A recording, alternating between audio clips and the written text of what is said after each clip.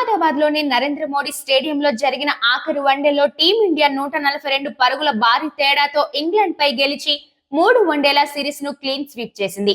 ఈ మ్యాచ్ లో టీమిండియా ఆటగాళ్లు పలు రికార్డులను నెలకొల్పారు. రోహిత్ శర్మ నాయకత్వంలో టీమిండియా 4 వన్డే సిరీస్ లను క్లీన్ స్వీప్ చేసిన తొలి కెప్టెన్ గా రికార్డు కొట్టాడు. తాజా వన్డేలో హాఫ్ సెంచరీ సాధించిన విరాట్ కోహ్లీ ఆసియా గడ్డపై అంతర్జాతీయ క్రికెట్ లో 16,000 పరుగులను పూర్తి చేశాడు. యువ ఓపెనర్ శుభ్మన్ గిల్ కూడా పలు రికార్డులు నమోదు చేశాడు. అహ్మదాబాద్ లోని నరేంద్ర మోడీ స్టేడియంలో శుభ్మన్ గిల్ 3 ఫార్మాట్లలో సెంచరీలు సాధించాడు. ఈ ఘనత సాధించిన తొలి భారతీయ ఆటగాడు అతనే. అలాగే వన్డేలో అత్యంత వేగంగా 2,500 పరుగులు చేసిన ఆటగాడిగా కూడా రికార్డు నెలకొల్పాడు. అలాగే తక్కువ ఇన్నింగ్స్లలోనే 7 వన్డే సెంచరీలు చేసిన ఆటగాడిగా కూడా రికార్డు నెలకొల్పాడు. రాబోయే ఛాంపియన్స్ ట్రోఫీలో భారత్ ఇలాగే సత్తా చూపాలని క్రికెట్ ప్రేమికులు కోరుకుంటున్నారు.